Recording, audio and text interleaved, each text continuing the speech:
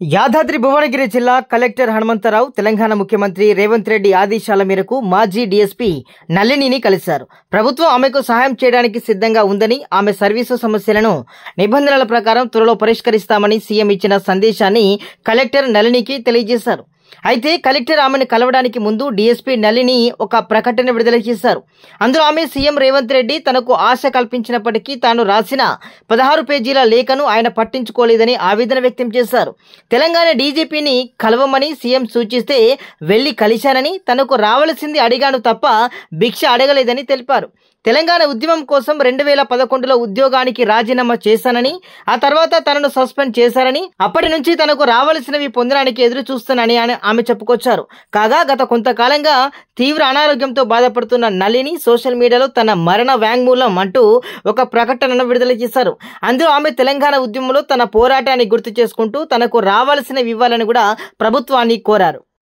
ముఖ్యమంత్రి గారి సమాచారం మీకు ఆరోగ్యపరంగా ఏదున్నా టేక్ కేర్ అనేది ఒకటి.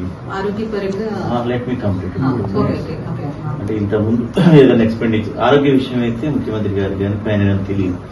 సేపటిగా సర్వీస్ మ్యాటర్స్ రెగ్యులేషన్ లో వారికి కూడా ఉంటాం. మీరు అన్నట్టు కిందన పెట్టకపోవడం, ఫైల్స్ రకరకాలు ఉంటాయి. మనకి తెలుసు సిస్టమ్ లో కూడా వాడు కింద సూపరింటెండెంట్ పెడితేనే మనకు తెలుస్తుంది, లేకపోతే చివరి దాకా కూడా దానికి ఉన్న పరిస్థితి వస్తుంది. సరే, అది పక్కకు పెడితే మనకి ఇప్పటి వరకు ఏదన్నా సరే ఈ ఆరోగ్యపరంగా ఎక్స్పెండిచర్ అయినా కానీ government is ready to give వినండి మీ ఇష్టం. తర్వాత ఇప్పుడు ఏదన్నా చికిత్స, అది ఏ రకమైన చికిత్స కావచ్చు, దానికి కూడా గవర్నమెంట్ పూర్తి స్థాయిలో 100% ఆరోగ్యం కాపాడుకునే విధంగా ఎంతైతే అంత దానికి కూడా ప్రభుత్వం అయితే రెడీగా ఉంది. ముఖ్యమంత్రి గారు ఆ మాట చెప్పుకుంటాం. తర్వాత సర్వీస్ నిబంధనలు ఏవైతే ఉన్నాయో, మీరు అడుగుతున్నది ఏదైతే ఉందో అది డెఫినెట్ గా నిబంధనల ప్రకారం తొందరగా డెసిషన్ తీసుకొని చేసుకోవడానికి కూడా రెడీగా ఉంది. ముఖ్యమంత్రి గారు వెరీ పాజిటివ్ ఉన్నారు.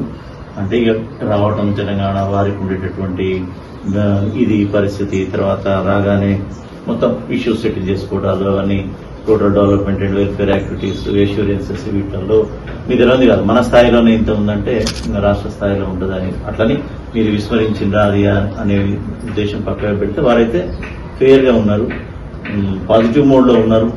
మొదలు ఆరోగ్యం చూసుకుంటేనే మనం ఫర్దర్ గా స్టెప్ వేయగలుగుతాం. ఇంకోటి ఏంటంటే ఈ ఆలోచనలు కూడా మనకి ఎక్కువ పెట్టుకున్న కొద్దిగా హెల్త్, మీరన్న పాయింట్ కరెక్ట్, డిటీరియేట్ అవుతుంది. సరే, ఇట్లా జరిగింది.